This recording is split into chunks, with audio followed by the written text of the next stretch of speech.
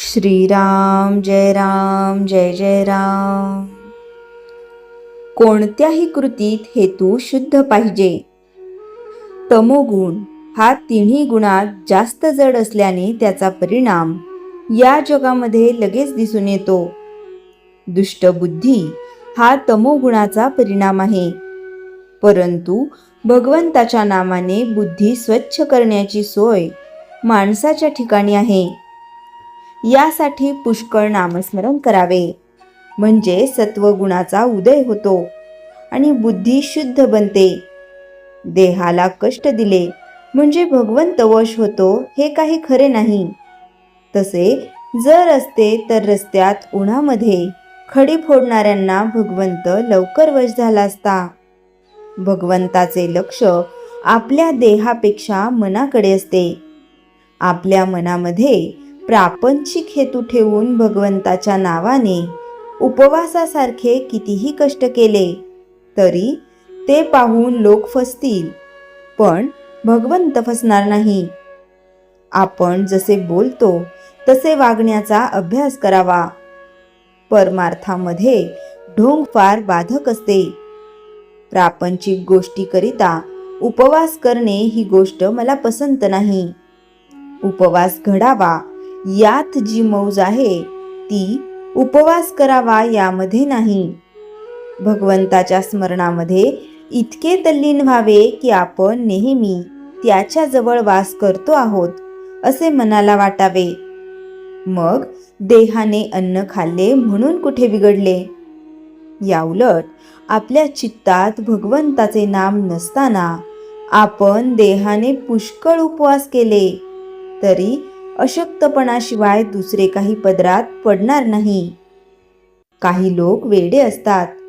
त्यांना आपण उपवास तापास कशासाठी करतो आहोत हेच समजत नाही. कोणत्याही कृतीला वास्तविक मोल तिच्या हेतूवरून येते. हेतू शुद्ध असून एखादे वेळी कृती बरी नसली तरी भगवंताच्या घरी चालते, पण हेतू चांगला नसून कृती मात्र फार चांगली असली तरी भगवंत त्यापासून दूरच राहतो. माणसाने केलेला उपवास निष्काम असून तो केवळ स्मरणात राहावे म्हणून केलेला असला तर फारच उत्तम आहे. निष्काम कर्माचे फार फार महत्त्व आहे.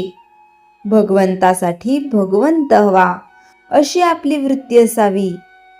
किंबहुना नाम घेत असताना प्रत्यक्ष भगवंत समोर उभा ठाकला आणि तुला काय पाहिजे असे त्याने विचारले तर तुझे नामच मला दे हे त्याच्याजवळ मागणे याचे नाव निष्कामता होय. कारण रूपाने व्यक्त झालेला भगवंत केव्हा तरी नाहीसा होईल, पण त्याचे नाम मात्र अखंड टिकेल आणि त्याचे नाम घेतले की त्याला आपल्याकडे येणे जरूर आहे. म्हणून देहाला कष्ट देण्याच्या भानगडीत न पडता भगवंतासाठीच नाम घेत असावे. त्याची कृपा झाल्याशिवाय राहणार नाही. श्रीराम जय जय राम. चैतन्यवाणी. जेथे नाम तेथे राम हा ठेवावा विश्वास. कृपा करील रघुनाथ खास. श्रीराम समर्थ. दासबोध. समास 10 दशक 13. विषय क्रोध, राग आणि त्यावर नियंत्रण. 1. क्रोध म्हणजे काय? क्रोध म्हणजे मनात निर्माण होणारी तीव्र प्रतिक्रिया, असंतोष, अपमान किंवा अपेक्षाभंगामुळे निर्माण होणारा राग. समर्थ सांगतात, क्रोध हा मनाचा शत्रू आहे. क्रोध कसा निर्माण होतो? अपेक्षा पूर्ण न झाल्यावर, अहंकार दुखावल्यावर, परिस्थिती आपल्या मनासारखी न घडल्यावर. एक उदाहरण. एखाद्या व्यक्तीने रागाच्या भरात कठोर शब्द बोलले, संबंध तुटले, पश्चाताप झाला. जर तो शांत राहिला असता तर वाद टळला असता. क्रोधाचे परिणाम: निर्णय चुकतात, संबंध बिघडतात, मन अशांत होते, आरोग्यावर परिणाम होतो. क्रोध का टाळावा? तो आपलेच नुकसान करतो. परिस्थिती आणखी बिघडवतो. क्रोधावर नियंत्रण कसे ठेवावे? समर्थ सांगतात, थोडा वेळ शांत रहा, विचार करा, प्रतिक्रिया देण्याच्याऐवजी प्रतिसाद द्या, अहंकार कमी करा. साधना आणि क्रोध, ध्यान, नामस्मरण, प्राणायाम या गोष्टींमुळे मन शांत होते आणि राग कमी होतो. संतांचा आदर्श. समर्थ रामदास स्वामी यांनी संयम आणि शांततेचा आदर्श दिला. एक साधा दृष्टांत, अंगार हातात धरला तर आपलाच हात जळतो, तसेच राग इतरांपेक्षा आपल्याला जास्त त्रास देतो. अंतिम सार.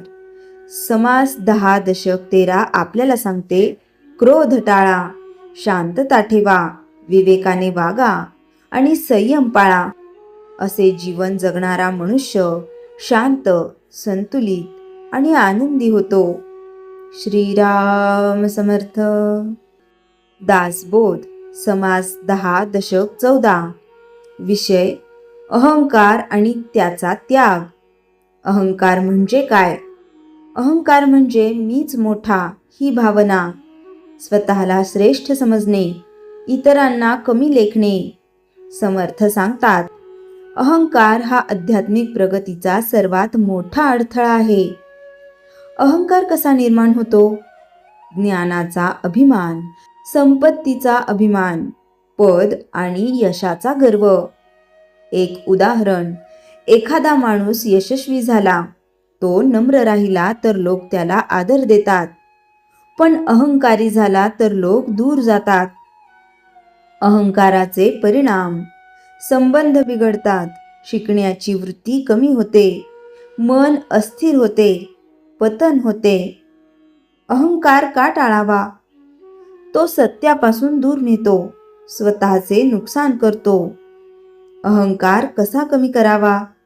समर्थ सांगतात, नम्रता अंगीकारा, स्वतःच्या चुका स्वीकारा, इतरांचा आदर करा, कृतज्ञता ठेवा. साधना आणि अहंकार. नामस्मरण, ध्यान, सेवा या गोष्टींमुळे अहंकार कमी होतो. संतांचा आदर्श. समर्थ रामदास स्वामी अत्यंत नम्र होते. त्यांनी कधीही अहंकार दाखवला नाही. एक साधा दृष्टांत, झाड जितके फळांनी भरते तितके ते झुकते, तसेच महान माणूस नम्र असतो. अंतिम सार. समास 10:14 आपल्याला सांगते, अहंकार सोडा, नम्रता ठेवा, कृतज्ञ रहा आणि साधना करा. असे जीवन जगणारा मनुष्य आदर, शांतता आणि यश प्राप्त करतो. श्रीराम समर्थ. श्रीराम जय राम, जय जय राम. जयाच्या जनी जन्मनामार्थ झाला, जयाने सदा वासनामात केला. जयाच्या मुखी सर्वदा नाम कीर्ती, नमस्कार तया ब्रह्मचैतन्य मूर्ती. श्रीराम जय राम, जय जय राम. जानकी जीवन स्मरण, जय जय राम.